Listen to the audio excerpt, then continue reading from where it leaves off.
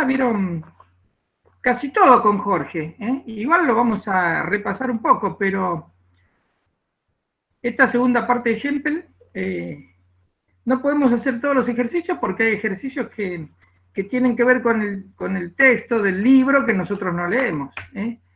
Que ustedes no tienen. Estamos siguiendo un autor que se llama Hempel, con H, Hempel. Pero como no lo tenemos, bueno, no lo podemos, hay ejercicios que no se pueden hacer. Entonces vamos a repasar un poco lo que estuvieron viendo. Estamos en la clase 11. ¿Quieren decir algo antes de empezar?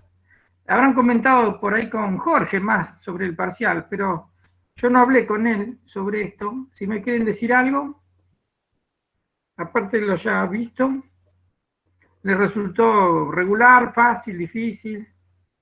¿Algo que quieran decir? No. Estaba buena la modalidad, profe, del examen. Ah. Aunque algunas preguntas eran un poco tramposas, pero estaba buena.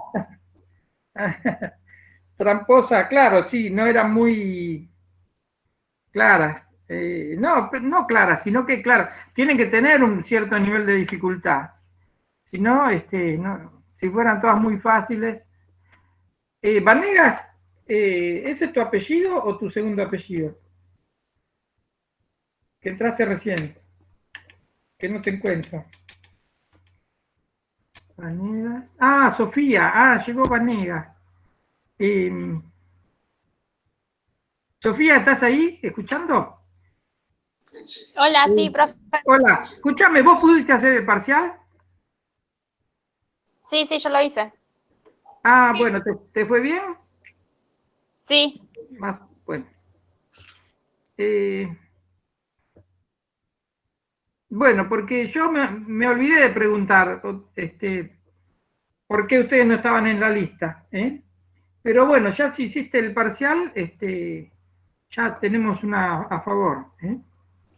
Bueno, pero igual a mí no me llegan los mails así de las clases, que tenemos reuniones y todo eso. Sí. Pero el sistema te aceptó como alumna. Si vos pudiste hacer el... ¿Cómo? Sí, me afectó. Me manda a mí las cosas que tengo que hacer. Pero no me llegan mail de la cátedra ni nada. Los míos no te llegan, ni los de... Bueno. Claro. Voy a ver si... Voy a ver si te puedo hacer algo para agregarte al grupo, ¿eh? Bueno. Porque tenés que estar como alumna, pero no en nuestro curso. Por ahí hay un error y te pusieron en otro curso, pero si estás como alumna, en algún lado tenés que estar. Vanega es sin S, ¿no? Vanega Sofía. Sí, Vanega sin S.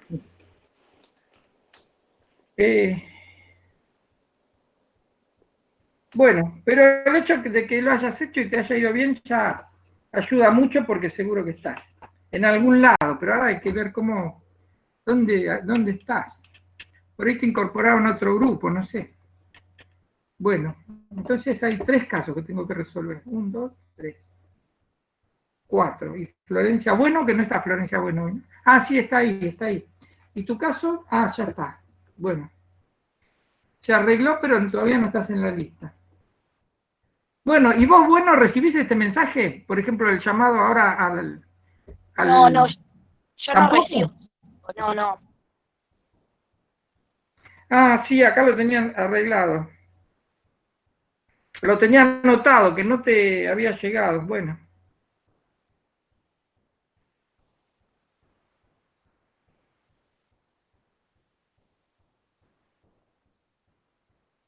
¿Pero el parcial lo hiciste, Flor? Sí, lo hice. Ah, bueno, ¿y te fue bien? Sí, un poco confuso, pero bien. Ah, bueno. Bueno, entonces o sea, hay problemas de inscripción, pero con el parcial no hubo, por lo que veo, problemas, porque, bueno, no se quejan, digamos. Igual yo no lo hice, pero cuando lo vi me parecía que era algo que ustedes podían hacer.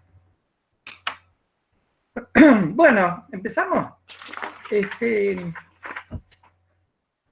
tenemos un... Profe, una consulta. Sí, dale, antes de empezar, sí. Yo sé que capaz es muy pronto, pero no tiene alguna precisión del final, ¿no? No, y del final, ni siquiera del segundo parcial, del final, preguntabas vos.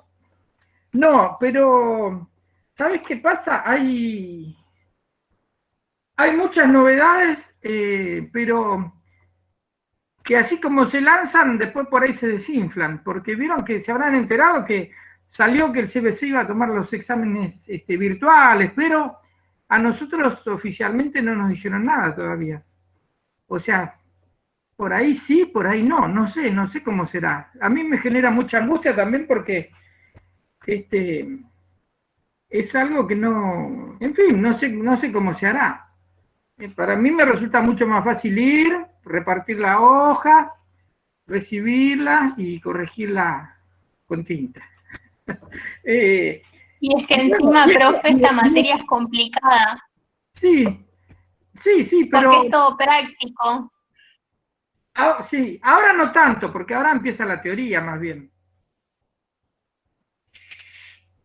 La parte lógica, hay mucha de hacer ejercicios, o sea, resolver, simbolizar, hacer tablas, pero acá empieza un poco la parte más de teoría, ¿no? O sea, ¿qué piensa este autor? ¿Qué piensa el otro autor? ¿A qué corriente corresponde? ¿Por qué está discutiendo con el otro? Esta parte es así. A ver qué dicen ahí, Alejandro. Alta comisión, dice Alejandro. Bueno, rendir 6 finales va a ser... sí. Sí, no sé cómo será. Sí. Lo que pasa es que, vieron, las facultades, cada una tiene está implementando su propio sistema. Incluso según el año, y también depende de las cátedras, pero hay como una tendencia, las facultades cada una, porque está la universidad y las facultades, ¿no? Cada facultad tiene cierta autonomía respecto a la universidad, cierta autonomía, pertenece al paquete que es la Universidad de Buenos Aires. Pero en el caso del CBC no tenemos la categoría de facultad, somos una dependencia directa del rectorado. Entonces eso nos quita decisiones, o sea, propias. Entonces el rectorado decidió tomar, junto con las autoridades del CBC, que las designa el rectorado, decidieron tomar exámenes, pero todavía no les puedo decir nada porque no nos dijeron nada a nosotros, porque la titular tiene que ser enterada, estar enterada y después nos tiene que avisar a nosotros. Recién ahí les voy a poder decir algo serio, confiable, pero probablemente sea así, pero para mí es una sorpresa. Por ahora era presencial. No sé qué decirles, estoy como ustedes todavía. Me enteré por los diarios. Comunicación oficial, ninguna. Leí el comunicado del rectorado, que circulan tantos papeles últimamente que estoy un poco cansado de leer papeles. Papeles así de institucionales, ¿no? Bueno, así que no sé, porque Sofía, era vos que habías preguntado, ¿no? ¿Por qué? Vos decías por si era presencial, o si era, ¿por eso preguntabas o por los temas? No me acuerdo quién preguntó, me parece que era Sofía, pero no me acuerdo. No, profe, yo no pregunté nada. Bueno, no sé quién había preguntado. Flor era, no sé, ¿quién fue? No, Matías. ¿Cómo? Yo, profe. Bueno, ¿y entonces? No, era curiosidad. Bueno. Bueno, por ahí la semana que viene pienso que ya algo más vamos a tener que saber, ¿eh? Bueno, por ahora entonces seguimos así. Bueno, vamos al apunte. Estamos viendo ejemplos. Otra cosa que quieran decir, pasamos que en realidad no sé si si hoy tendremos necesidad de tener 2 horas, pero bueno, estamos disponibles igual. Vimos que hay 2 concepciones clásicas, ¿no? Sobre el método científico. Una es el inductivismo, inductivismo a secas, que se llama, apunte 11, sí. Hempel, que es el autor que estamos siguiendo, lo llama inductivismo estrecho, ¿no? Ese inductivismo piensa que la ciencia parte de observaciones, organiza, clasifica los datos y después generaliza y da la ley. Y después aplica la ley, ¿no? Pero el paso clave está en la generalización. Ahí es cuando aparece la ley de la naturaleza, ¿no? O sea, se basa en la observación y después generaliza. Dicho muy sintéticamente sería así. Son 4 pasos, pero la base es observar y generalizar. ¿Está bien? Eso es inductivismo. Estrecho, lo llama Hempel. ¿Por qué lo llama estrecho? Porque él le va a dar un papel a la inducción, pero no ese papel. Bueno, entonces eso era inductivismo estrecho. La otra corriente se llama hipotético deductivismo, ¿no? ¿Se acuerdan? Yo les mostraba un esquemita la vez pasada. La otra corriente es el método hipotético deductivo, que tiene 2 variantes. Estamos viendo la variante que se llama confirmacionismo, que es Hempel. El capítulo 10 y 11 corresponden a Hempel, al método hipotético deductivo. Dentro de la 10 está la crítica al inductivismo anterior, ¿no? Pero básicamente estamos siguiendo a Hempel, que es confirmacionista. Hay otra corriente que vemos después en el apunte 12, que se llama refutacionismo o falsacionismo. Y ese autor es Popper. Popper es el que sostiene eso. Para la próxima. Bueno, entonces habíamos dicho que el hipotético deductivismo consideraba que la ciencia se pone en movimiento cuando se detecta un problema científico, que sería la precondición que haya un problema, y frente a eso aparece una hipótesis. Surge una hipótesis. ¿De dónde? Se inventa. No surge por lo que se observa, no se deduce de otro lado, la hipótesis se inventa. Eso es importante para este método. Ahora, ¿por qué se inventa? Porque el problema es algo que es una pregunta, un problema es una pregunta, y la hipótesis intenta contestarla. Generalmente la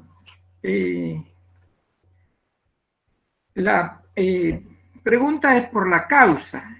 Por ejemplo, ¿qué es lo que causa la fiebre puerperal? ¿Cuál es la causa?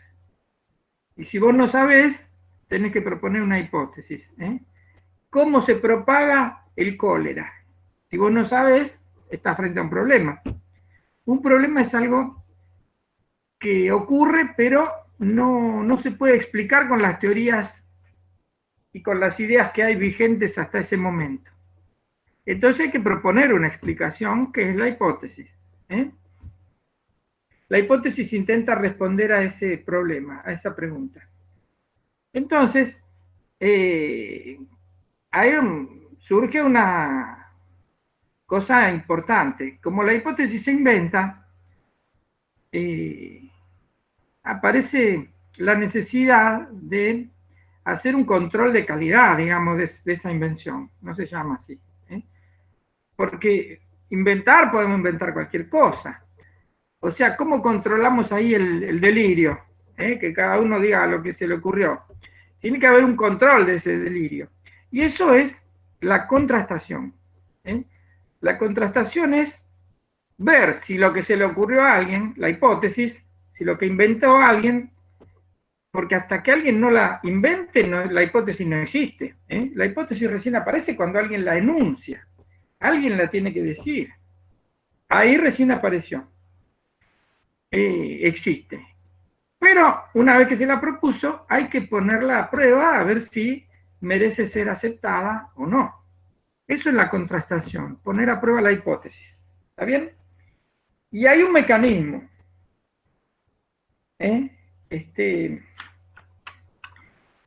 Y el mecanismo consiste en desprender, porque la hipótesis no se puede observar, a veces porque contiene términos teóricos, pero también porque es de un alto nivel de generalidad. Entonces yo no puedo encontrar una observación equivalente. Pero ¿qué hago para evaluarla? Tengo que desprender de la hipótesis una implicación contrastadora, ¿no? Eso lo habíamos visto ya la vez pasada. Lo que pasa es que en el capítulo 10 vemos la versión de Hempel, pero un poco simplificada. Y en el 11 ya más compleja, que es más, corresponde más con lo que él piensa, ¿no? Se empieza así. Si yo voy a contrastar una hipótesis, tengo que desprender la implicación contrastadora. Ahora, no hay que olvidarse que la implicación contrastadora, a su vez, tiene dos partes, ¿no? Tiene una condición, una situación en la que esperamos encontrar que ocurra algo observable, ¿no? Entonces, ¿se acuerdan que era así? La implicación siempre es doble, o sea, la implicación se puede ver así, como pensar que en determinadas condiciones se va a dar cierto enunciado observacional o consecuencia observacional, ¿no? La E es la consecuencia observacional. ¿Sí? Ahora, entonces, tenemos una hipótesis que alguien inventó. Desprendemos la consecuencia observacional, que es parte de la implicación, ¿no? Desprendemos la implicación. ¿Cómo? Mentalmente. Porque se deduce. Hay una relación de entre H e I, hay una relación de implicación. H implica I. Si H es verdadera, debería ocurrir esa implicación, ¿no? Pero ahora vamos a la observación. Y si la observación me demuestra que no ocurre I, entonces rechazo H. Ese es el esquema de refutación de hipótesis. ¿Está bien? Esto lo vimos en el texto 10. Esa es la refutación. Ahora vamos a ver cómo se complica la refutación. Después, por el lado de la confirmación... Profe. Sí. ¿Sí? Justo se me salió y no escuché lo último de la refutación. ¿Qué habré dicho? Me olvidé ya. Espera. ¿Qué dije último? A ver, este es el esquema de refutación simplificado. Ahora vamos a ver que se complica un poco.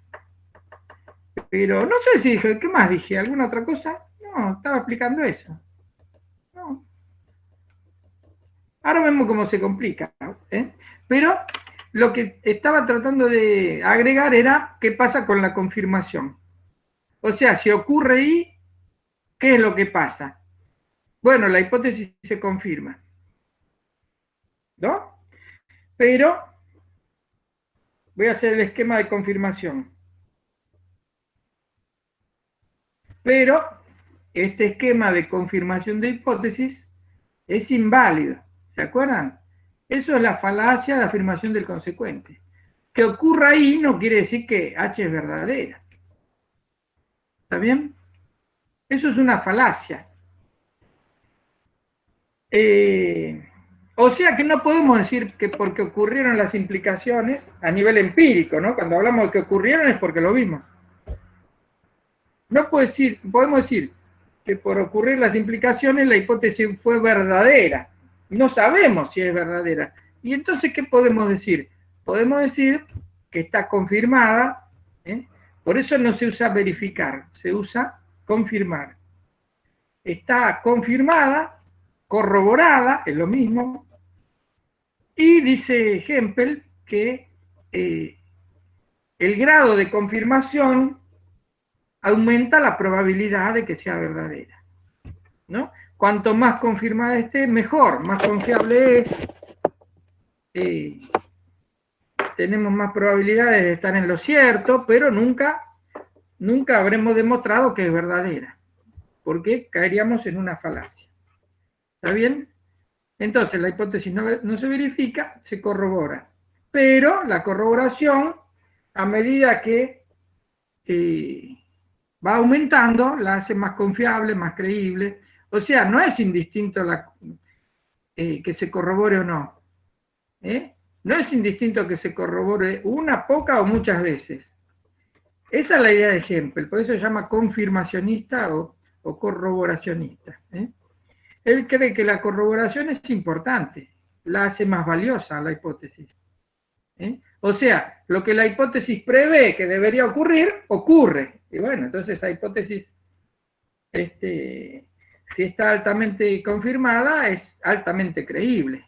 Nos podemos equivocar, porque nunca demostramos que es verdadera. Eso queda como una duda eterna, pero es una hipótesis que tiene apoyo empírico. Él piensa que el grado de apoyo empírico, si bien no demuestra la verdad, la hace creíble, la hace confiable, nos muestra que funciona bien. Y a eso lo llama el apoyo inductivo de la hipótesis. ¿No? Porque es un apoyo que no es concluyente. No demostraste la verdad con eso. Pero es un apoyo importante. Y cuanto más agregues, mejor. Cuanto más confirmada, mejor para la hipótesis. Eso es el apoyo inductivo. Entonces él, ¿ven?, no es inductivista porque cree que la hipótesis se inventa. No surge por inducción, pero es respaldada por inducción. La aceptación de la hipótesis la debemos a un razonamiento inductivo que estamos haciendo. Muchos datos a favor apoyan, respaldan la hipótesis inductivamente. No de un modo válido. No es deductivo válido, pero cuanto más apoyo, mejor. ¿No? Hasta ahí se entendió, ¿no? ¿Quieren decir algo? Sí, profe, se entendió. Bueno, eso era prácticamente la 10, ese es el esquema básico. Ahora aparece una complicación, ya en el 11, que es el siguiente, que una hipótesis nunca está sola. En las condiciones reales de observación, de experimentación, yo nunca pongo en juego una sola hipótesis. Si yo tuviera una sola hipótesis, probablemente esto funcionaría así. Pero la cuestión es que acá siempre se parte de un conjunto de hipótesis. O sea, mi punto de partida no es una hipótesis, son varias. Entonces, ¿eso qué efectos tiene? Que va a complicar la refutación, ¿no? Porque, se lo voy a escribir, si yo parto de un conjunto de hipótesis, y de ese conjunto desprendo la implicación contrastadora, cuando esté frente a lo que aparentemente es una refutación, ¿ven?, yo lo que puedo saber cuando no ocurre lo esperado, que era eso, ¿no? Si no ocurre lo esperado, si no se da la implicación, porque empiezo de vuelta. A partir de un conjunto de hipótesis, yo infiero, porque está implicado en este conjunto, que debería ocurrir esta implicación contrastadora, ¿no? Ahora, si no ocurre, yo no puedo ahora estar seguro de que haya sido falsa la hipótesis que estoy poniendo a prueba, porque como hay un conjunto, yo lo que puedo saber en todo caso es que este conjunto es falso, pero no sé qué parte es falsa.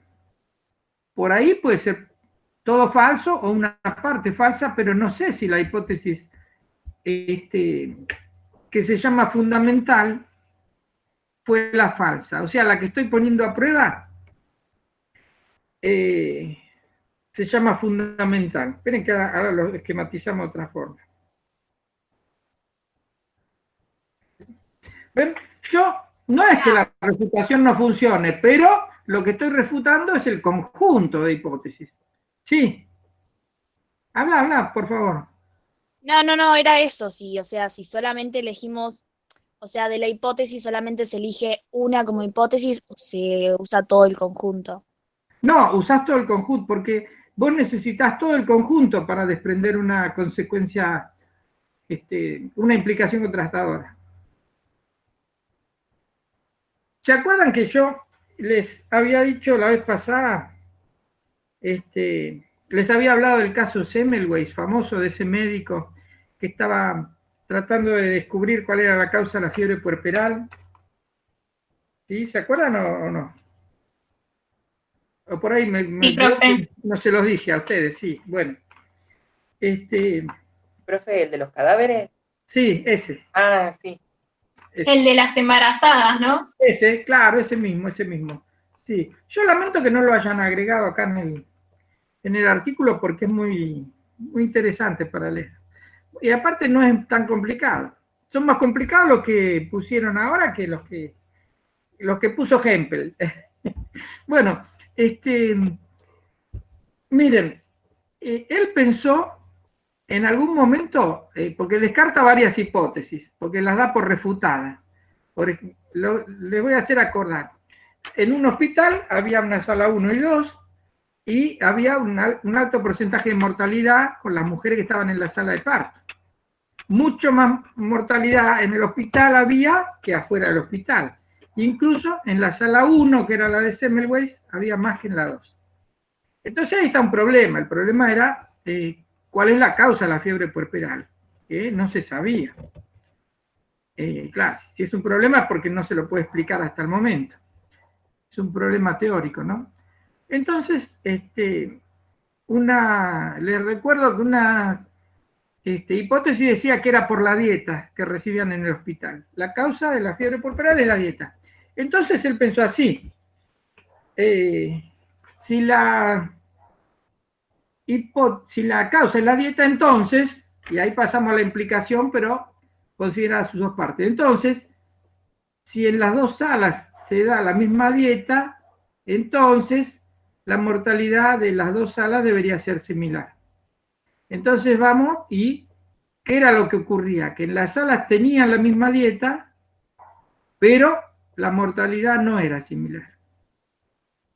¿No? O sea, cuando se da esto y falla esto, es cuando no se dio la implicación. O sea, la implicación fue falsa. Entonces, no, la causa no es la dieta. Y la rechazó. Pero ahora se le ocurrió otra hipótesis. Y dijo, bueno, se le ocurrió a él. Y dijo, la causa de la fiebre puerperal es el contacto con materia cadavérica. Porque los practicantes venían justo a la sala donde él estaba a cargo, y venían de la morgue a atender a las mujeres embarazadas por tener hijos, después de tener hijos, y entonces él pensó, por haber visto que uno murió en la morgue con las mismas características que esta fiebre, pensó que por ahí la causa era el contacto con materia cadavérica, ¿no? Entonces, había que contrastarla. Eso se le ocurrió en la hipótesis. Entonces se le ocurrió lo siguiente: si lavamos con cal clorurada, que era una especie de lavandina, ¿qué debería ocurrir? ¿No? Estaríamos en esta parte, ¿no? Mi hipótesis es que la causa es la materia cadavérica, que entra a través de la sangre y envenena el cuerpo, así pensó él. Entonces, si lavo con cal clorurada, si obligo a los que vienen de la morgue a lavarse con esa lavandina, ¿qué debería ocurrir? Que dejen de morir. La mortalidad debería descender, ¿no? Bueno, en realidad ocurrió eso. Pero supongamos que al lavarse con cal clorurada, la muerte no hubiera descendido. Entonces, estaríamos en ese caso. No pero esperen, les voy a mostrar la versión simplificada. Si la muerte no hubiera descendido, entonces no es la materia cadavérica. Pero él no usó solamente esa hipótesis, porque, y nunca se usa una sola, casi nunca estamos usando una sola hipótesis. Ustedes piensen lo siguiente, él, ¿por qué pensó silabo con cal clorurada? Porque estaba suponiendo que la cal clorurada iba a destruir la materia cadavérica. ¿Y eso quién se lo había demostrado? Si hasta ese momento nadie hablaba de destruir la materia cadavérica, ni sabía cómo se hacía, ¿no? O sea, para desprender esa idea de ese experimento, él tuvo que tener una idea sobre algo que podría destruir la materia cadavérica. Y se le ocurrió la cal clorurada. ¿Está bien? Entonces, tenemos que hay una hipótesis fundamental y una hipótesis como esa, de la cal clorurada, que se llama hipótesis auxiliar.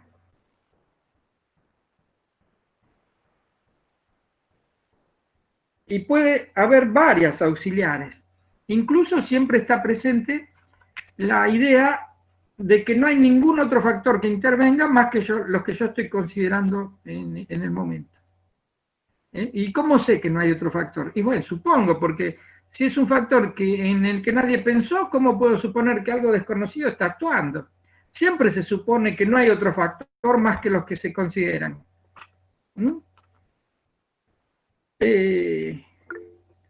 O sea,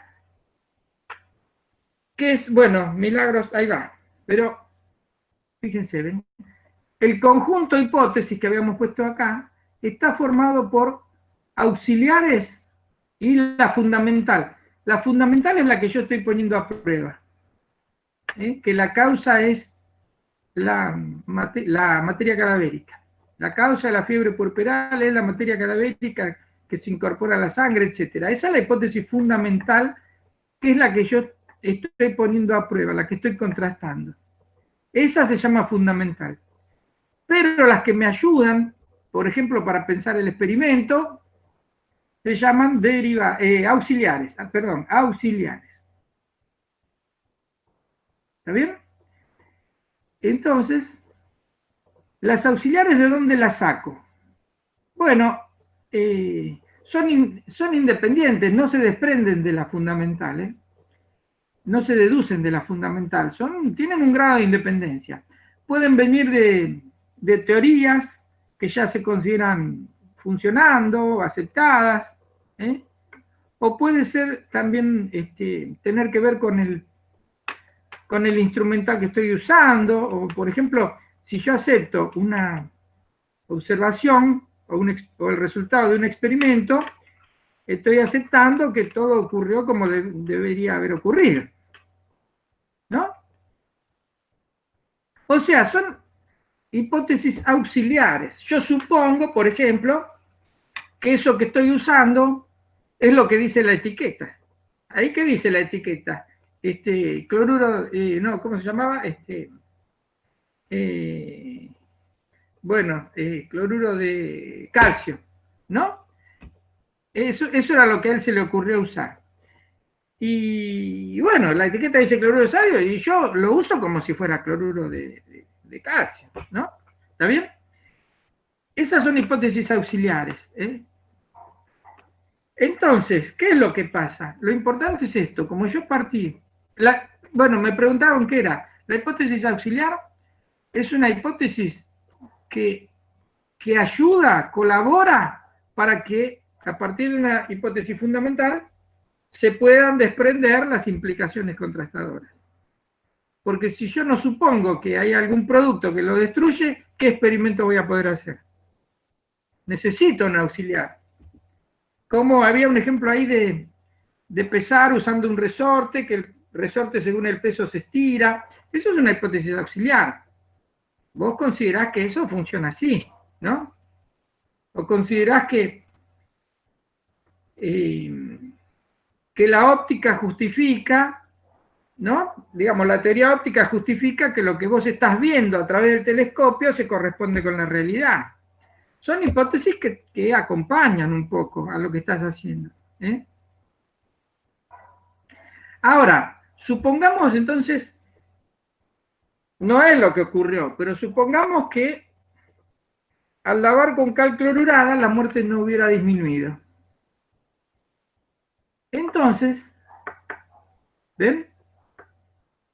Acá estamos suponiendo que lavaron con cal clorurada y la muerte no disminuyó como se esperaba. Entonces, ¿qué pasó? Bueno, yo lo más que puedo saber es que en el conjunto que fue el punto de partida hay alguna falla. Puedo pensar que se refutó el conjunto de hipótesis, pero un conjunto de hipótesis es falso cuando por lo menos una parte es falsa. O sea, que si no se dio la implicación contrastadora, puede ser que haya sido falsa la hipótesis fundamental, pero también puede ser que haya sido falsa la hipótesis auxiliar, o también que hayan sido las dos falsas. En cualquier caso, el conjunto sería falso, ¿no? Por ejemplo, si la mortalidad no hubiera disminuido al lavar, ¿no? Después de lavar con cal clorurada, que es la condición antecedente, ¿no? Supongamos que no disminuía la mortalidad. Él no tenía que decir, bueno, entonces la materia cadavérica no tiene nada que ver. No, tenía un recurso. Podía haber pensado que quizá la cal clorurada no era lo adecuado para destruir la materia cadavérica. O que quizá la cal clorurada no estaba en una concentración suficiente, estaba muy diluida, o que estaba vencida, o que, porque él le pedía a los estudiantes que al entrar se lavaran con cal clorurada. También podría pensar que no le llevaron el apunte, que algunos pasaron sin lavarse.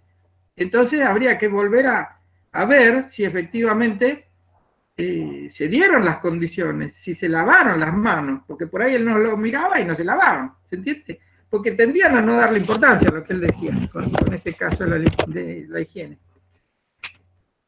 Entonces, ¿ven? ¿Cuál es el resultado de que existen las hipótesis auxiliares? Que se complica la refutación. Yo sé que algo falló, pero no sé qué es lo que falló. ¿Puede haber fallado la fundamental? Sí, puede ser. Pero normalmente un científico tiende a desconfiar primero de las otras cosas. Ustedes piensen que después de rechazar tantas hipótesis, Semmelweis encuentra una hipótesis interesante, podría ser la materia cadavérica. Si hubiera fallado al lavar con cal clorurada, muy probablemente hubiera desconfiado de las auxiliares antes que de la fundamental. Hubiera cambiado la cal clorurada por otra cosa, hubiera aumentado la concentración, hubiera dicho, bueno, que no vengan de la morgue directamente, ¿se entiende? Es decir, es como si estuviese permitido desplazar la desconfianza. Que no haya ocurrido lo que yo esperaba, no me tiene que llevar a que automáticamente descarte la fundamental, la que estoy poniendo a prueba. Tengo otras cosas de las que desconfiar. Entonces, las auxiliares tienen ese papel, complican la refutación, no la hacen tan rápida. La refutación no es una cosa inmediata. Hay que revisar, algo falló, pero no sé qué es lo que falló, o sea, hay que tomarse un tiempo y seguir revisando. En principio, a ver si no fallaron las auxiliares. Claro, después de mucho tiempo puede ser que decidamos descartar la fundamental, pero no es algo inmediato. ¿Está bien? ¿Los convence el mecanismo? ¿Sí? Sí, profe. Bueno, entonces, no se da la implicación contrastadora, y bueno, la falla puede ser la auxiliar o la fundamental también. Y aparte que, si hay varias auxiliares, bueno, tenés como para entretenerte y ver qué es lo que puede haber fallado, ¿no? Y eso hace que algunas veces los científicos no quieran descartar su hipótesis ante un caso contrario. ¿Por qué? Porque piensan que eso va a ser explicado. Que no, en realidad no es que su hipótesis está mal, tienen cierta confianza en la hipótesis, pero piensan que lo que hay que explicar es por qué en este caso no ocurre tal cosa, ¿no? Les cuento otro ejemplo así clásico. Hubo un médico famoso que se llamó Bernard, Claudio, o Claude, porque era francés, ¿no? Famoso médico, uno de los máximos que hubo en la historia, en fin. Bernard, que estudiaba cómo se vinculaban los organismos, los órganos dentro de una totalidad, bueno. Entonces, Bernard había visto que después de hacerle la perforación en un ventrículo a un conejo, se volvía diabético. Entonces él inmediatamente propone la idea, la perforación en el ventrículo genera diabetes.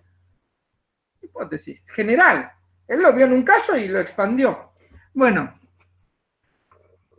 para confirmarla, digamos, después perforó el ventrículo de otros 8 conejos. Y ninguno se volvió diabético. Entonces, ¿uno qué diría? Bueno, 1 a favor y 8 en contra. Date por vencido, fuiste refutado, ¿no? Pero él pensó que algo había fallado en los 8 conejos, pero que la perforación producía diabetes. ¿Ves? O sea, ahí uno diría, este es un cabezón. Pero a veces el científico tiene la sospecha de que no tiene que abandonar tan rápido su hipótesis. Y bueno, eso quedó ahí en unos cajones y después de un tiempo revisó el asunto y se dio cuenta que en los otros 8 conejos la perforación no había sido en el mismo lugar que en el primero. Y efectivamente, si la perforación se daba en el lugar del primer conejo, se originaba la diabetes. Siempre. O sea, esos 8 casos en contra los descartó. Porque se había hecho mal esa experiencia. Había fallado algo, el lugar de la incisión. ¿No? ¿Se entiende? Y a veces pasa así. Por ejemplo, cuando Copérnico decía que la Tierra se movía a grandes velocidades alrededor del Sol, todas cosas que resultaban increíbles para la época, había muchos que se divertían en argumentar hechos contrarios. Por ejemplo, la física anterior, si la Tierra está quieta, podemos entender perfectamente por qué yo largo una cosa cae perpendicularmente a la Tierra, ¿no? Ahí donde la solté, cae. Bueno, la pregunta que se hacían era la siguiente. O sea, tomaban provisionalmente la hipótesis de Copérnico y decían, bueno, hagamos de cuenta que Copérnico tiene razón y la Tierra se mueve a semejante velocidad. Si la Tierra se está moviendo, a ver, no sé cómo mostrarlo para que se vea. Si la Tierra está quieta, claro que esto cae perpendicularmente. Pero si la Tierra se mueve, cuando yo suelto algo, la Tierra ya se fue. O sea, chocaría contra las paredes lo que estoy soltando. O sea que la Tierra no se mueve. ¿Ven? Esa es una refutación muy común para la época de la teoría de Copérnico. Si la Tierra se mueve, al soltar algo no va a caer en el piso, va a chocar contra las paredes. Bueno, ¿qué era lo que pasaba? No, era verdad que la Tierra se movía, pero lo que pasa es que esto estaba acompañado con una teoría física que había que cambiar totalmente. Porque claro que la Tierra, claro que lo que yo suelto no choca contra las paredes porque la Tierra se movió. Pero había que cambiar la física, había que entender cómo, moviéndose la Tierra, esto de todas maneras caía donde yo lo soltaba. O sea, había que cambiar las leyes del movimiento, las leyes de la física para entender lo que pasaba. La Tierra se mueve. ¿Ven? O sea, no fue refutada la movilidad de la Tierra. Aunque aparentemente había un gran dato en contra. Le decían para reírse si la tierra se mueve, entonces cuando un pájaro sale del nido a buscar comida, cuando quiera volver al árbol lo tiene a 300 kilómetros y nunca más va a alimentar a los pichones. El pájaro salió volando y la tierra con su árbol y su nido se le escapó mientras estaba volando. ¿Ven?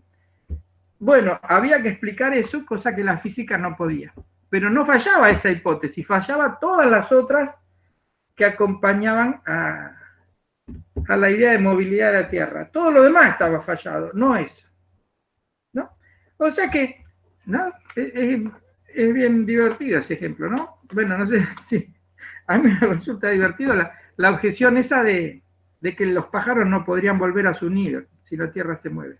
Era una aparente refutación. O sea, ahora empezamos con la idea de que hay refutaciones que son aparentes. ¿Por qué? Porque no se refuta la fundamental. Lo que se está refutando es otra idea que está haciendo un paquete junto a la fundamental. Es otra la idea equivocada, no la fundamental. ¿Está bien? Y aparte de las auxiliares, hay otras hipótesis que se llaman ad hoc. Ad hoc, que no sé si las vieron la vez pasada, se escribe así, hipótesis ad hoc, que quiere decir para esto. Hipótesis ad hoc, es latín eso, hipótesis para esto. Son hipótesis que no están al principio. La hipótesis ad hoc aparece cuando parece que la hipótesis está refutada, justamente para salvarla. Pero, claro, en cierto modo se puede ver como la incorporación de un auxiliar. Lo que pasa es que aparece después de la refutación.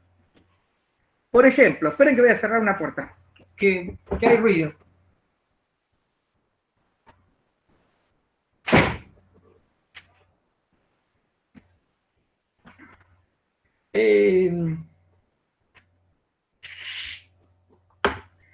A ver, un ejemplo de ad hoc.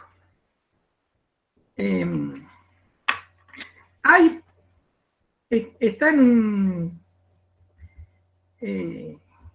no sé si ustedes leyeron o no lo leyeron porque no se lo pedimos. Hay un ejercicio que les voy a pedir que después lo lean para la próxima, en todo caso. Está en la guía de lectura de actividades 5, es el punto 20. Hay dos ejemplos. Un ejemplo de unas perforaciones que tienen las serpientes en la cabeza. No lo leímos ese, ¿no? No, profe. Bueno, las serpientes tienen las serpientes de cascabel tienen unas perforaciones acá en la cabeza. Y bueno, eso generó una hipótesis y se la puso a prueba.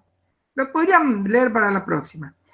Es el ejemplo 1, la serpiente de cascabel. Y después hay un ejemplo 2 que habla sobre el origen de la vida, la generación espontánea.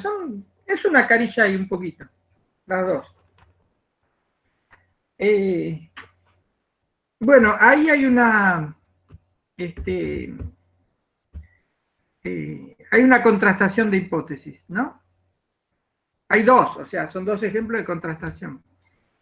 Había una hipótesis que decía que la vida, los seres vivos, o por lo menos algunos seres vivos, podían surgir espontáneamente, de ciertas condiciones de humedad, tierra, materia en descomposición, etcétera, ¿no? Se llamaba la teoría de la generación espontánea. Si se daban determinadas condiciones, pues de ahí surgían algas, mosquitos, peces, ¿no? Ratones, o sea, un caballo surge de otros dos caballos, no surgen por generación espontánea, pero ciertos organismos se pensaba que surgían de generación espontánea. Incluso tenían observaciones a favor de esa idea. Por ejemplo, si ustedes ponen una pileta de agua en el medio del campo, con agua pura, ¿no? Bien blanca, agua bien pura, y la dejan ahí varios meses, un año. Cuando vuelven, si es que nunca se secó esa agua, se van a encontrar con que hay vida ahí. Hay algas, hay ranas, hay peces. Eso es lo que normalmente pasa. Y bueno, entonces eso los hacía pensar en que el agua, cuando la dejaban descomponer suficientemente, empezaban a aparecer peces, por lo menos algunos chiquitos aparecían. ¿No? Ustedes dejan agua en la terraza, en el balcón, en algún lado, y por ahí van y hay seres vivientes, claro, van a ver larvas de mosquito, ¿no? Que son una cosita así como, esos son las larvas de mosquito, ¿no? Claro, pero ellos pensaban que surgía de la descomposición, esa era la idea. Ahora, hay alguien que quiere probar esa tesis y entonces pone unos frascos con carne, pescado, etcétera, varias cosas que fermentaran, ¿no? Pero algunos los tapa, algunos frascos los tapa y otros no. Entonces, porque si ustedes ponen, ahora ya no pasa porque ya no hay ni mosca, ni hay mosquitos, ya no hay nada, pero hay muy poco. Pero si ustedes ponen carne a la intemperie, después de un tiempo, ¿ven? Aparecen moscas. Entonces él puso carne en varios frascos, pero algunos destapados y otros tapados. Bueno, los gusanos aparecieron solo en los que estaban destapados. Acá no aparecían gusanos. Entonces, esto aparentemente es una refutación a la idea de la generación espontánea. Si el frasco está tapado, no aparecen gusanos. O sea, no es por la fermentación de la carne, la pudrición de la carne, que aparecen gusanos. Bueno, entonces fue un traspié para la generación espontánea, pero solucionaron el asunto, agregaron una hipótesis de la que hasta ahora nadie había hablado. Dijeron que la generación espontánea existe, pero además había que considerar que tiene que haber circulación de aire, porque el aire es imprescindible para la vida. Entonces, acá esto falló porque no había aire. O sea, esa hipótesis surge como ad hoc. Como ad hoc. ¿Por qué? Porque aparece para salvar a la hipótesis de ser refutada. Ahora, es legítimo eso, pero siempre y cuando se pueda poner a prueba también esa hipótesis. O sea, una hipótesis ad hoc también tiene que ser contrastada de un modo independiente. Entonces, ahora había que tener en cuenta esa hipótesis agregada. Y Redi, que era el que estaba haciendo ese experimento, Redi, un italiano, dijo, bueno, vamos a tener en cuenta lo del aire. Y entonces, en lugar de tapar con algo así, ¿cómo se llama? Hermético, puso un fieltro, que estaba todo perforado. Todo perforado. O sea, el aire pasaba por ahí, el aire pasaba. Pero lo mismo, los gusanos aparecieron en el destapado y en los otros no. Ya, ¿ven? Había tenido en cuenta esa otra hipótesis y con aire y todo la vida no surgía. O sea, ya estaba más en peligro la hipótesis de la generación espontánea. Pero estas discusiones son a largo plazo. La refutación no es instantánea, y las confirmaciones no son definitivas, o sea que las discusiones son por lo general a largo plazo. Se siguió discutiendo muchísimo tiempo más sobre si la generación espontánea existía o no existía.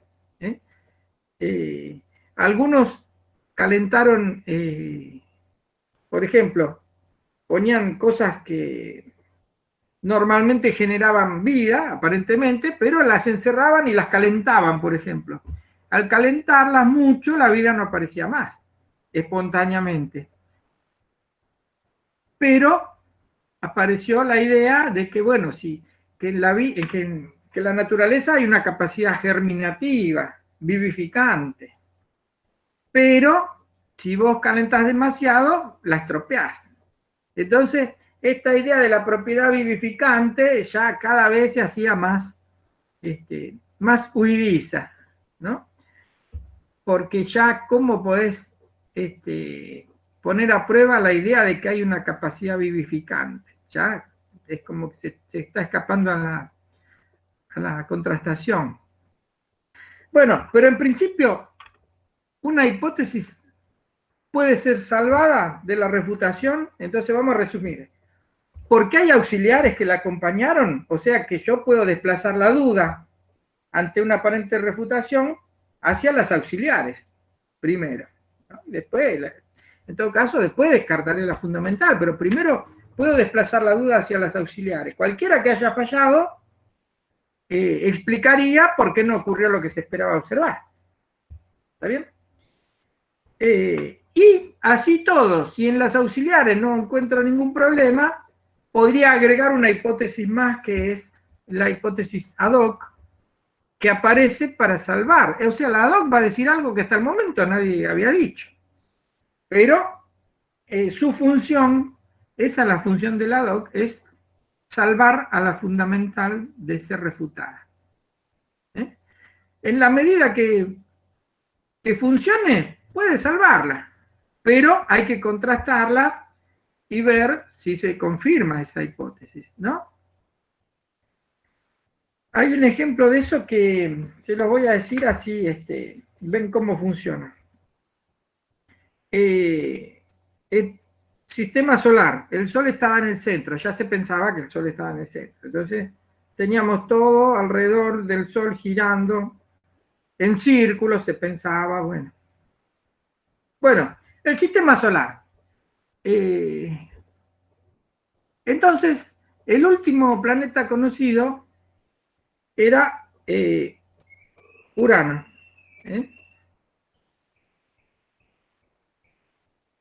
Ahora, las leyes de Newton, porque Newton había explicado muchas cosas hasta el momento difíciles de entender. Por ejemplo, que los planetas se aceleraban, se desaceleraban, que las órbitas no parecían seguir un círculo.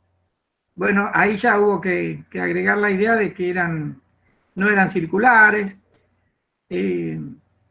Y otros fenómenos un poco raros. Pero en principio, con las leyes de Newton, todo lo que ocurría ya se podía explicar. A veces los planetas se distorsionan un poco en la órbita. ¿Por qué? Porque no solo el Sol los atrae, sino que lo atraen otros planetas que andan cerca en ese momento, y después vuelve a su órbita. Bueno, ¿qué pasaba con Urano? Presentaba una distorsión de la órbita, ¿no? Un poquito. Entonces, hasta ese momento todo se había podido explicar, pero ahí Newton fallaba.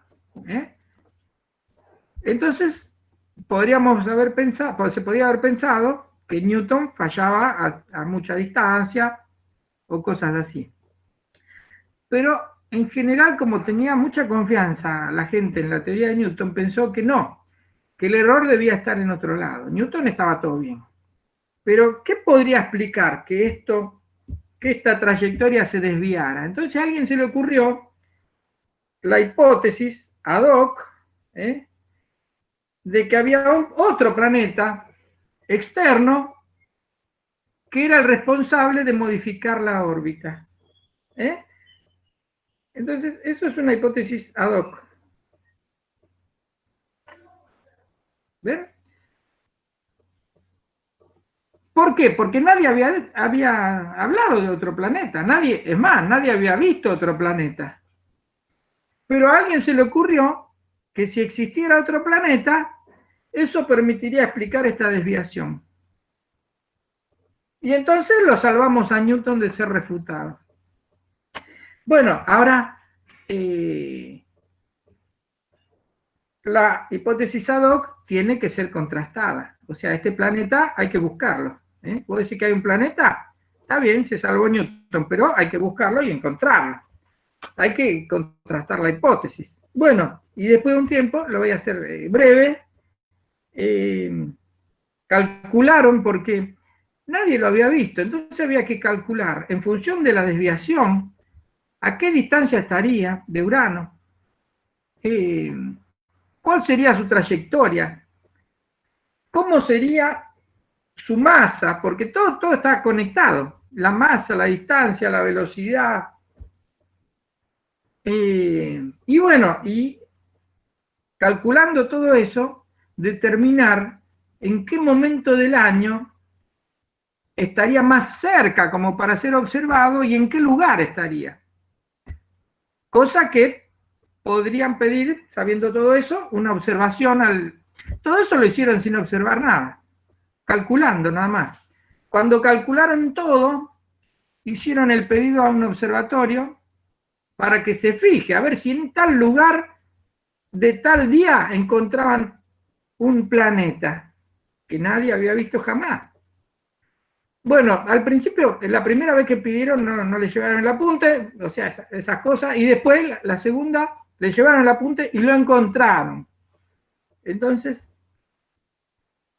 es cuando una ad hoc se confirma, bueno, piensen que Newton pasó a ser mucho más celebrado ahora que antes, porque su teoría misma era la que era capaz de hacer la predicción de la existencia de un planeta, en función de una aparente distorsión. ¿Se entiende? Entonces era poderoso Newton. Y el descubrimiento de este planeta, que surge dentro de las expectativas que genera Newton, porque la distorsión, siguiendo a Newton, podría deber a otro planeta, y ese planeta estaba, y ahí donde la teoría decía que tenía que estar. Bueno, o sea que una ad hoc no siempre es un invento infame como para que salvarte de ser refutado. Una ad hoc es valiosa, pero hay que contrastarla. No es algo que vos largás y bueno, arreglate, no. La ad hoc es otra hipótesis que tiene que ser contrastada. Y si se confirma, todo va bien. ¿Está bien? Ahora, y si no está, si vos no lo hubieras encontrado el planeta, ¿qué podés hacer? Bueno, tenés un recurso, es decir, por ejemplo, que ese planeta explotó, está disperso y no tenemos instrumental como para observar. O sea, ya. Y bueno, pero ¿y si los instrumentos mejoran y no está? O sea, vos decís que explotó y no lo ves porque es muy chico, pero tenemos instrumento y tampoco lo vemos. Podrías poner otra ad hoc y decir, por ejemplo, que en realidad es un campo magnético. Bueno, pero el campo magnético hay que encontrarlo. Es decir, si una ad hoc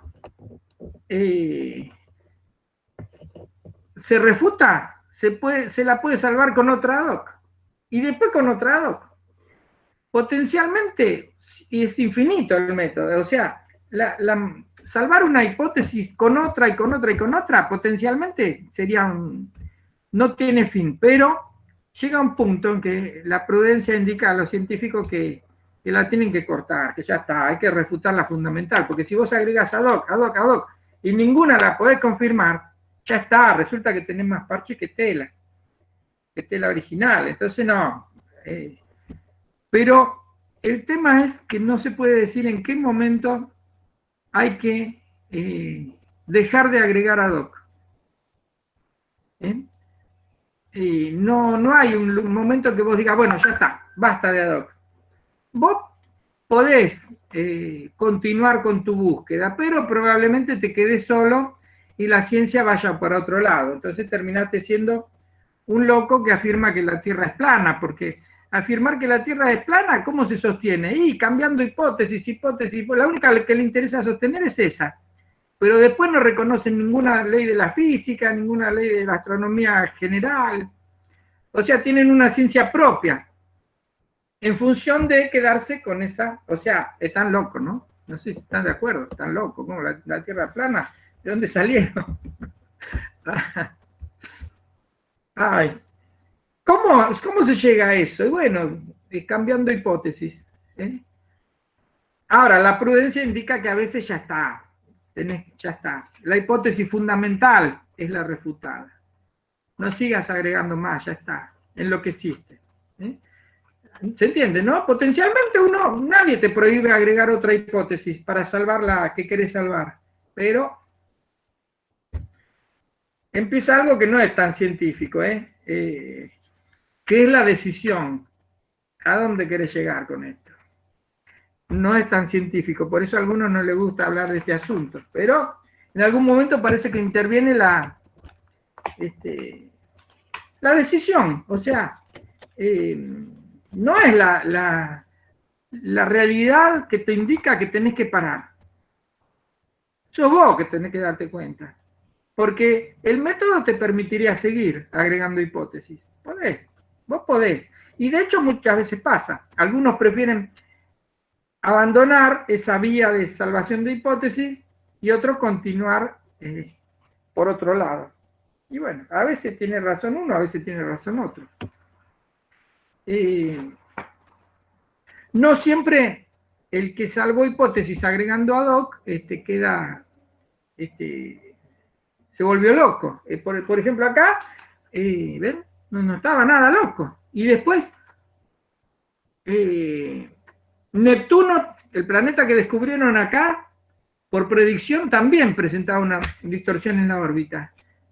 Y entonces, bueno, el camino ya estaba un poco hecho. Pronosticaron, anticiparon que probablemente hubiese otro planeta. Y lo buscaron y lo encontraron. Era Plutón. Bueno, ahora Plutón ya no se considera un planeta, pero está. Hay algo ahí que se llama Plutón, ¿no? Y eso distorsionaba la órbita. Bueno, ¿cómo lo ven? O sea, ¿qué estamos diciendo en este apunte 11?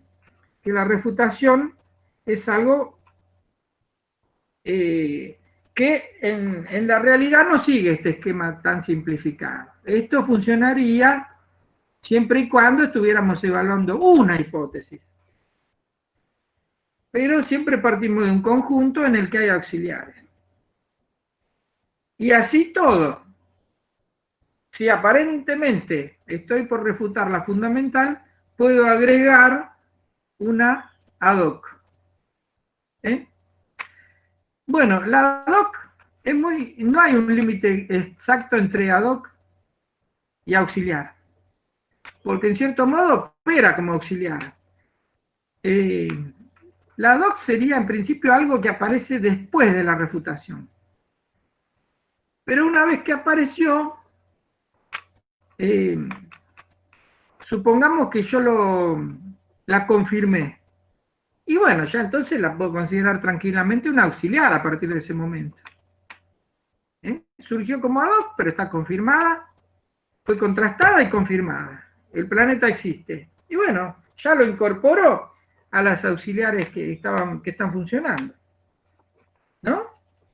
¿Está bien? Sí, profe. Bueno, a ver qué otra cosa.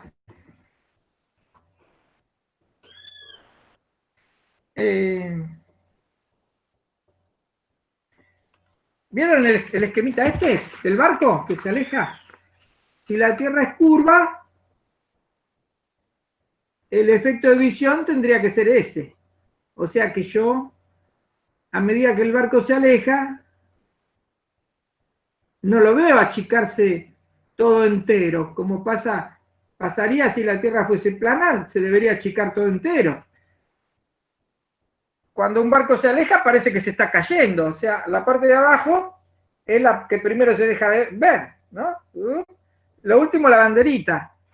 Y eso se podría explicar porque la Tierra es curva, está cayendo para todos lados. ¿Y qué dicen los terraplanistas? Que no, ahí el error es pensar que la luz es recta, que es lo que piensan todos. Los terraplanistas piensan que la luz se curva, entonces cae. La luz cae como un cable. ¿Vieron cuando tiran un cable? O un estante, por más fuerte que sea el material, hace una pendiente hacia abajo. Entonces la luz hace una pendiente hacia abajo. Y lo primero que cae, y por eso no lo puedo ver, es la parte del casco, de lo de abajo del barco. La Tierra es plana. La que cae es la luz. Cambiando esa hipótesis de de la luz como algo rectilíneo, conservan la idea de planitud de la Tierra, pese a que no es lo que yo veo, que el barco se aleje todo igual, ¿ven? Cambio una hipótesis y la salvo. Pero así como cambiaron esa, tienen que cambiar todas las demás. Toda la física tienen que cambiar. Porque, como por ejemplo, una nave que se aleja de la Tierra, cuando nos saca una foto a la Tierra, la muestra redonda. Y bueno, para ello es todo distorsión de la luz. En realidad la Tierra es plana. Pero la luz se distorsiona, ¿no? O sea, este método que, bueno, lo puede usar un loco, digamos, es parte del mecanismo que la ciencia acepta. Una hipótesis puede ser salvada con otras hipótesis, ¿no? ¿Cómo lo ven? ¿Bien? Sí, profe. Sí. Bueno, entonces hay un tema que es el de la... ¿Vieron el ejemplo de las polillas? O sea, serían como, sí, polillas, maripositas de Inglaterra respecto a la teoría de Darwin, porque Darwin podría ser muy explicativo respecto a lo que ya pasó, pero y de lo que está pasando, bueno, también podríamos encontrar de repente algunas confirmaciones. Por ejemplo, el cambio que hay, que se observó en el color de las mariposas en varias ciudades de Inglaterra. ¿Por qué? Porque en algún momento eran predominantemente de alas blancas o claras, o amarillentas. Pero después vino la revolución industrial, todo se llenó de hollín, de moho, entonces todo era un poco lúgubre. Y empezaron a predominar las maripositas con alas oscuras. ¿Por qué? Bueno, probablemente, siguiendo la propuesta de Darwin, cuanto más se mimetiza el color de la mariposa con la pared, menos riesgo tiene de que se la coman los pájaros. Si no la ven, no se la pueden comer. Ahora, si se destaca, la comen. Entonces, en la población, como siempre hay variaciones, pequeñas variaciones, las que más se iban a salvar son las más parecidas al color de los edificios. Y las más vistosas iban a ser comidas. Entonces, si los edificios eran negros, oscuros, si todo estaba oscuro, las maripositas claras iban a ir descendiendo en cantidad. Pero después de la guerra o durante las epidemias se pintaban las paredes con cal, y entonces la que se destacaba ahí cuando el fondo era blanco eran las de alas oscuras. Entonces empezaban a predominar las claras. Y eso se observó, porque son animales que viven, son insectos, ¿no? Que viven por ahí pocos días o meses, y entonces la reproducción es muy rápida. Y la selección natural, o sea, que sean adaptadas o no a su contexto, las puede hacer cambiar de color más rápido, porque las que estén más a salvo por el color se van a salvar y se van a reproducir, y las que estén más expuestas por el color van a ser comidas por los pájaros. O sea que de algún modo eso estaba justificando a las hipótesis de Darwin, ¿no? Ahora, hay un tema que es el de las contrastaciones cruciales, que es el siguiente. Se aplica para cuando hay hipótesis rivales, o también teorías rivales. ¿Qué son dos hipótesis rivales? Son dos hipótesis que, siendo contradictorias, dicen cosas diferentes, opuestas, bien opuestas, no solo diferentes, contradictorias. O sea, si una tiene razón, la otra es falsa, ¿no? Una verdadera, otra es falsa. Si hay dos, a veces pasa que un mismo sector de la realidad se puede explicar con hipótesis rivales, con hipótesis que son contradictorias, dicen cosas contradictorias, pero las dos resultan explicativas ¿no? Pueden explicar lo que pasa. Entonces, ¿cómo podríamos decidir con cuál nos quedamos? ¿O quién tiene razón? Y bueno, ahí viene la idea esta de las contrastaciones cruciales. Cruciales en el sentido de que ahí se va a decidir, ¿no? Habría que lograr, porque en tanto yo desprenda de las dos hipótesis rivales las mismas consecuencias observacionales, siempre va a parecer que las dos tienen razón. El secreto está en que yo logre desprender de esas hipótesis rivales una consecuencia observacional por acá y otra consecuencia observacional opuesta, contradictoria con la anterior, ¿no? Entonces, ahí estoy en condiciones de hacer la observación o el experimento y ver cuál de las dos es la que ocurre. Una decía, por ejemplo, que, bueno, no se me ocurre. ¿Qué puede ser? Que esa reacción tenía que producir, que iba a ser exotérmica, o sea, que se iba a calentar, ¿no? Y iba a subir la temperatura. Y la otra decía que no tenía que subir la temperatura. Bueno, entonces, cuando llegué a una consecuencia diferenciada, voy, hago la observación, y bueno, si se produjo la temperatura prevista por una, esa fue confirmada. Parcialmente, todo lo que quiera, pero esa fue confirmada. Y la otra, que predecía otra cosa, fue refutada.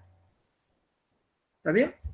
Entonces, ahí está, qué es lo que se busca hacer en una contrastación crucial. Buscar cómo decidir entre hipótesis rivales, deduciendo de esas hipótesis algún hecho contradictorio que cuando paso a la observación me permitiría decidir con un solo hecho cuál fue confirmada y cuál fue refutada. ¿Está bien? Eso es contrastación crucial, pero, dice Hempel, eso sería la contrastación crucial, pero, dice Hempel, no nos olvidemos que ni la refutación es contundente, porque ya vimos cómo se la puede evitar de muchas maneras, ni la confirmación es contundente, en el sentido de que por más confirmado que esté algo, no demostraste la verdad. Quizá en el futuro se refute. Entonces, por ninguna de las dos vías vos obtenés algo concluyente, definitivo.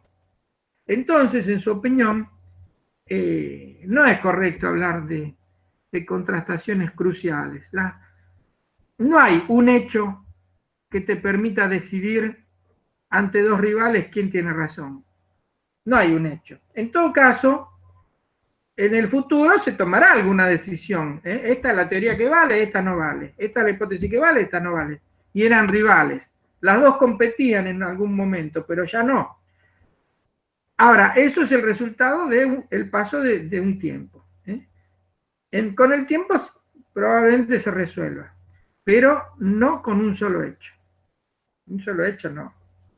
O sea, no hay contrastación crucial en su opinión. ¿Está bien? Bueno, ahí lo tienen explicado con esquemas, no sé si ustedes pudieron ver los esquemas, o sea, cosas así, ¿no? Hipótesis 1, hipótesis 2, son rivales, tengo que desprender consecuencias. Ese tipo de esquemitas, no sé si los vieron.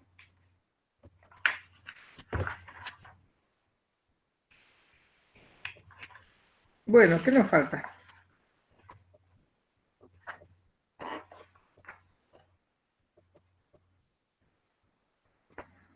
Bueno, hay un criterio, pero eso es simplemente leerlo.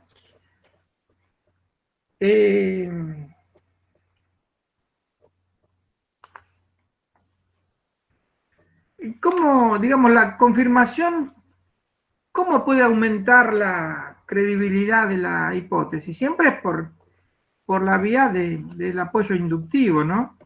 Ejemplo. Bueno, se puede agregar como un plus a la confirmación a través de la cantidad. Cuanto más casos tenga a favor, mejor. A través de la variedad, distintos tipos de casos, a través de las nuevas implicaciones que se me ocurra y que deberían ocurrir y veo que ocurren, o sea, la novedad, la incorporación de nuevas confirmaciones también ayuda, y la precisión. Si yo hago si yo hago predicciones precisas y ocurren, eso, por ejemplo, esto que se predijo sobre la existencia de un nuevo planeta y en qué lugar debería estar para ser observado y todo eso, tenía un alto grado de precisión. Y el hecho de que se lo viera confirma toda la teoría de Newton. No solo porque es algo nuevo que se incorpora y fue predicho, sino porque fue muy preciso. Hasta el lugar se pudo determinar, no solo un planeta, sino dónde iba a estar, tal día del año, para que lo observáramos mejor. Bueno, todo eso da respaldo inductivo, No es agregar unos hechos más, ¿no? Hechos variados, hechos novedosos, hechos que fueron... Siempre es importante que una teoría pueda hacer predicciones, ¿no? A veces es un tema complicado, pero por lo general, sobre todo en ciencias naturales, se pueden hacer predicciones. O sea, la predicción es explicar, explicar, pero que algo va a producirse en el futuro, ¿por qué se va a producir, no? Después lo vamos a ver eso en otro texto próximo, pero hay una diferencia entre explicación y predicción, que es simplemente que yo explico lo que ya sé que ocurrió o está ocurriendo ahora. Usando las hipótesis, las teorías, explico. Ahora, hago lo mismo, pero hacia el futuro, eso se llama predicción. Sería como una explicación anticipada, porque esto y esto es así asado, entonces, y hago la predicción, ¿no? La diferencia entre explicación y predicción es la temporalidad. La predicción es hacia el futuro. Y se hace de la misma manera que una explicación, pero al futuro. O sea, uso las leyes, uso las teorías, uso las hipótesis, pero en lugar de explicar lo que pasó, anticipo lo que debería ocurrir. Y esa es la predicción científica, ¿no? ¿Está bien? No es o sea, algo que tipo Ludovica Esquirru, ¿no? No, está basada en conocimiento científico la predicción. Y es muy importante porque si lo que vos predecís que va a ocurrir ocurre, quiere decir que andás bien, ¿no? Es importante la predicción. Bueno, ¿qué nos queda? Bueno, la mayoría de las cosas la vieron con Jorge, ustedes, pero por ahí de otra forma, ¿no? A ver, hacemos un ejercicio y ya. ¿Ven que es todo teórico esto? No hay mucho ejercicio. Miren, ustedes en la guía de actividades, segunda parte, porque segunda parte es Hempel, pero ya un poco sofisticado, ¿no? Un poco complejo. El otro era el sencillo, la primera parte. O sea, el 10 es Hempel sencillo. Hempel, digamos, introductorio. El segundo es Hempel más realista, más complicado.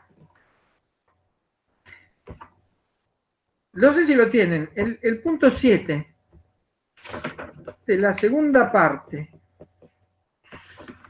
¿Lo tienen ahí? ¿Lo pueden ver o no? Si no, lo dejamos. Para otra vez, para la próxima. Del apunte 7 sería, profe. Perdón, del 11. Sí, pero la guía es la guía de lectura y actividades. No la clase, sino Listo. donde están los ejercicios. Ese, profe, ya lo hicimos con el otro profe. Pero, ¿el 7 lo hicieron? Sí, sí. El 1 y el 7, me dijo él, cierto. Entonces vamos a ver si hay otro. Porque la mayoría no los podemos hacer. Bueno, miren, el 11 podríamos hacer. ¿Lo tienen ahí? Sí, me había olvidado, lo tenía anotado que ya lo habían hecho. El 11 lo tienen, dice, determine el valor de verdad de los siguientes enunciados y justifique sus respuestas. ¿Lo ubicaron? Yo igual se los leo. Hay que decir si esto es verdadero o falso, ¿por qué? A. Todas las hipótesis auxiliares son hipótesis ad hoc. ¿Verdadero o falso? Todas las auxiliares son ad hoc.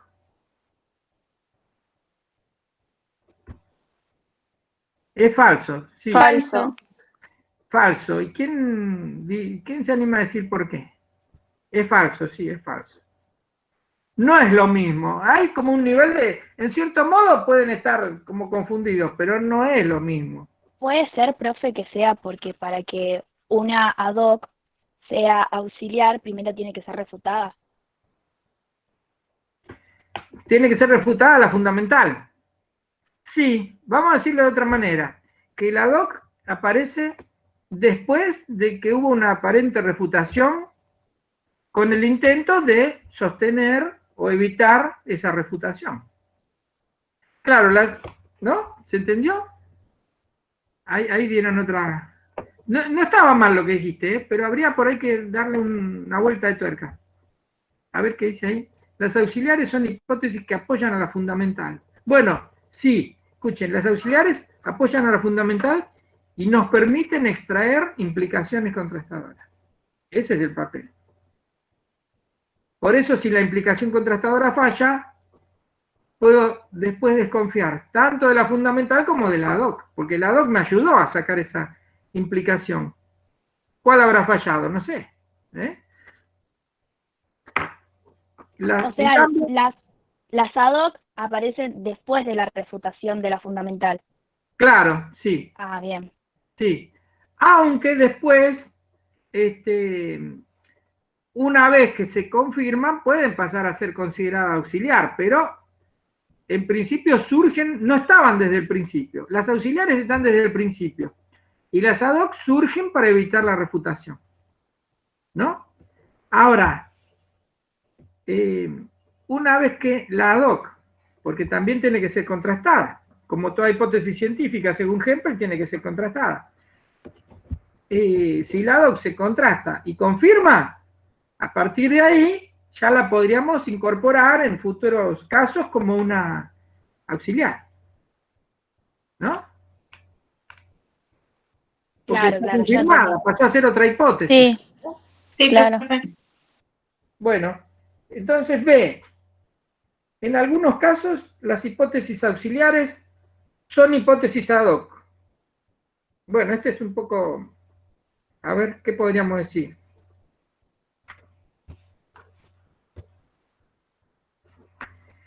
¿Puede repetirla, por favor? Sí, en algunos casos, las hipótesis auxiliares son hipótesis ad hoc.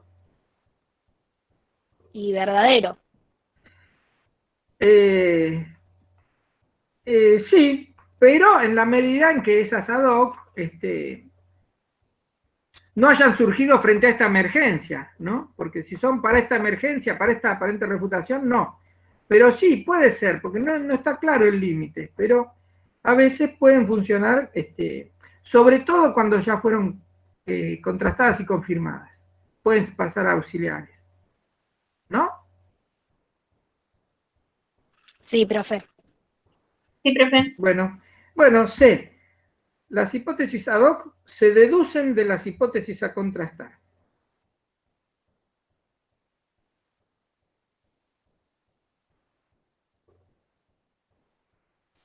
¿Cómo, profe? Las hipótesis ad hoc se deducen de las hipótesis a contrastar. Verdadero. No.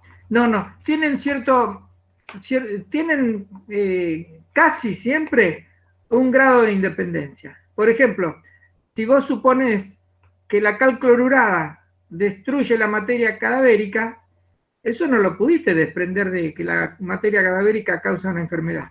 Eso es independiente. No tiene que ver. Lo vinculás, pero no tiene que ver. Es independiente. Ahora, A veces puede ser que en cierto modo te inspires, pero no en la fundamental a contrastar. A vos te puede inspirar, digamos, la teoría en general que usás, en fin. Porque a ver.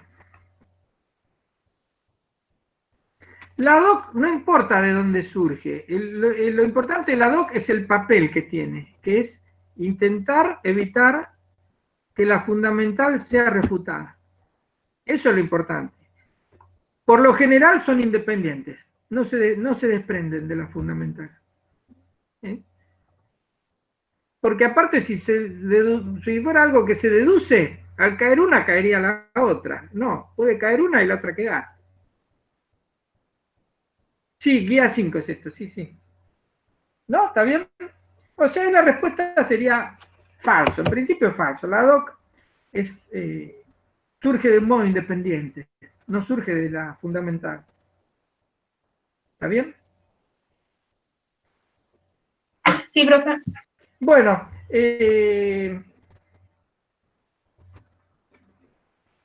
a ver, ¿qué más?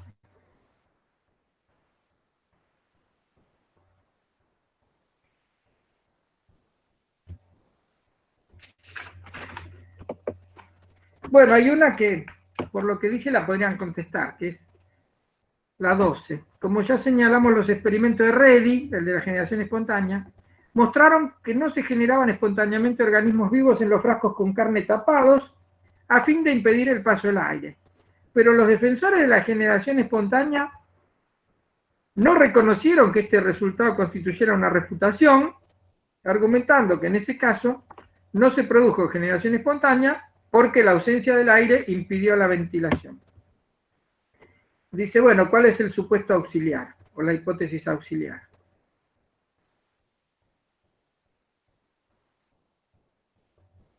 Uy, yo me tengo que ir ya, tengo que abrir el otro grupo.